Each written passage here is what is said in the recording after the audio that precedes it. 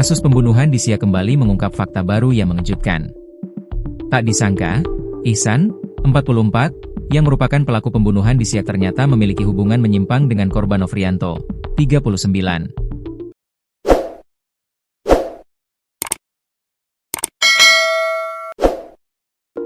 Ihsan dan Nofrianto pernah melakukan hubungan sesama jenis.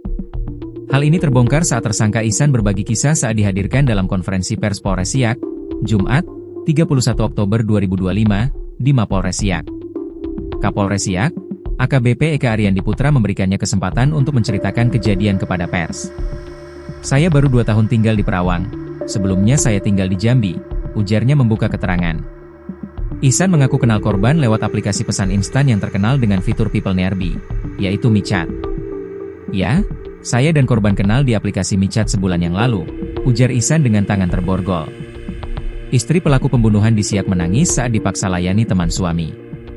Pelaku pembunuhan di Siak paksa istri layani teman, lalu bunuh korban, sakit hati tak diberi hotspot. 5 fakta pembunuhan di Siak, sakit hati tak diberi hotspot padahal sudah paksa istri layani korban. Ihsan tergoda dengan tawaran korban saat pertama kali mereka chatting. Korban bersedia memberikan layanan seks oral gratis dan mau datang ke Perawang. "Ya saya maulah, dia datang ke rumah saya," ujarnya. Itulah pertama kalinya Ihsan dan Nofrianto melakukan hubungan sesama jenis. Ihsan semakin termakan rayuan korban hingga hubungan mereka terus berlanjut. Sebenarnya, hubungan badan sesama jenis telah pernah dilakukan Ihsan saat tinggal di Jambi. "Pernah sekali di Jambi, waktu itu istri saya sedang operasi," ujarnya. Korban mulai menggatal. Pertemuan kedua mereka terjadi pada 11 Oktober 2025. Nofrianto datang ke rumahnya membawa minuman keras tuak. Mereka pun pesta tuak hingga mabuk. "Saya sebenarnya tidak suka sesama jenis, tapi entah kenapa saya termakan suasana," ujarnya. Semakin malam semakin banyak tuak ditenggak.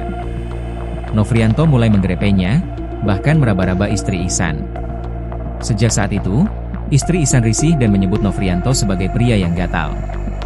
"Saya sempat bilang ke istri kalau dia mau sama istri saya, dia minta terus. Jadi saya sampaikan ke istri," katanya. Istri dipaksa layani teman suami. Pada 25 Oktober 2025, Nofrianto datang kembali ke rumah Ihsan. Tetap membawa minuman tuak. Mereka kembali minum bareng. Pada 26 Oktober 2025, pukul 3 WIB, Ihsan menarik istrinya yang tidur di kamar ke ruang tamu. Saat itulah Ihsan meminta istrinya melayani Nofrianto. Ihsan sendiri yang memegang tangan istrinya saat Nofrianto melancarkan aksinya. "Ya, dia meronta saya suruh diam. Saya tidak tahu waktu itu kok bisa begitu," kata dengan wajah menyesal. Tidak hanya itu, tangan kiri Ihsan turut meraba bagian dada istrinya saat Nofrianto melancarkan aksinya. Setelah nafsu temannya terpenuhi, giliran pelaku yang minta dilayani oleh istrinya. Istrinya hanya pasrah menuruti permintaannya sambil menangis. Setelah mereka berdua puas, lanjut lagi minum tuak.